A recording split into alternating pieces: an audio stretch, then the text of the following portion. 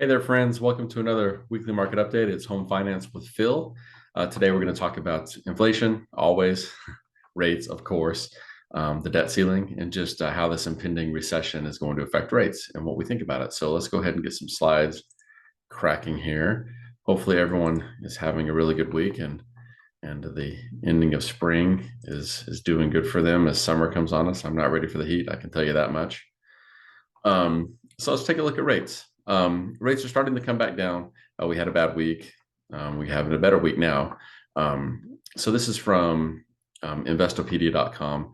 I always feel like they're maybe a little high. This is their average rates. But when you take into account average rates, you're thinking of people that aren't spending anything extra, that is putting down payment down. There's no points. There's nothing like that.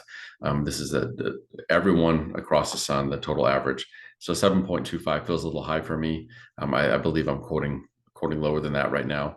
But just as getting an idea of where we've been and where we're going. Last time around, this was closer to 7, so it is up a little bit, even though we've made some progress this last week. As far as trying to get back down. Here's our chart. You can see what I'm talking about. We had a steady incline, and then we had a good week, and then we've kind of gone back and forth here a little bit. Some of that had to do with the debt ceiling, and just a few reports that were not as great as people expected them to be. So really, let's talk about the debt ceiling. They finally did pass a bill. Obviously, it wasn't 100%. I don't know if anything's ever 100%. I don't know why that's such a big deal on this slide in particular. But they are suspending the $31.4 trillion debt ceiling. There are some things to consider here. It is equal to the annual output of the economy. So what are the chances that this will ever get better? Probably slim to none, right? And the thing that I really want to pay attention to is here. The deal would not do anything to rein in the fast growing programs. What they're talking about there is they didn't really do anything to alleviate spending. So they didn't cut costs. They just said, let's just extend the debt ceiling. So meaning it's probably going to happen again. And part of the rates that we're looking at, the expectation was hopefully that when they did this debt ceiling, they would also look at cutting some costs back, and that would help. And the bond market responded in a way that would have been more positive. They would have cut some stuff. So as you know, everything's a little bit. There's lots of little steps that are leading us to where we're going. One thing is talk about a recession. So as inflation comes down, and there are some signs that inflation is coming down, used car sales in particular is looking very good right now. If you think about that, just the amount of used car sales that have been happening, and the amount of inflation that it's caused just within the area of buying a vehicle has been kind of crazy right over the past year or two. So the sign that that's coming down is great. We are seeing a trucking survey. And again, there's probably 50 surveys that get every month. It's just, different things pointing to different signs.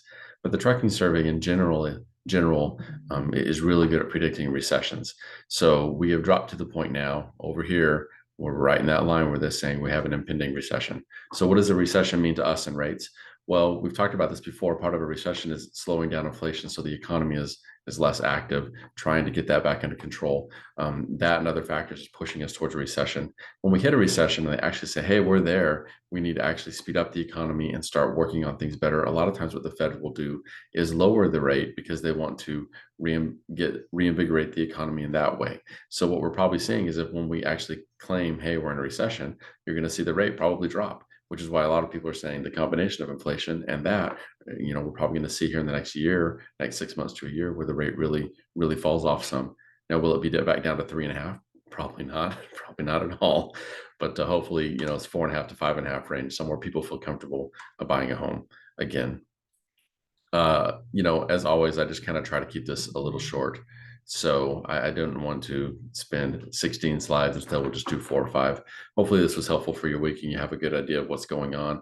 We are expecting some good reports next week, in particular the report about inflation and how that will affect things. So hopefully we see a better week with the rates. And as always, this weekend, and I say it every week, we're always working, just like you're always working. So please give me a call, give my team a call. We're here to help. Need a pre-qual, need anything real fast, just need to talk something out, give me a call. I'm here for you. And if I don't hear from you, then have a great weekend. Go golfing, do something fun that in the nice summer warm air that's upon us right now before it turns 100 degrees. And I look forward to seeing everyone. Thanks for joining. Bye.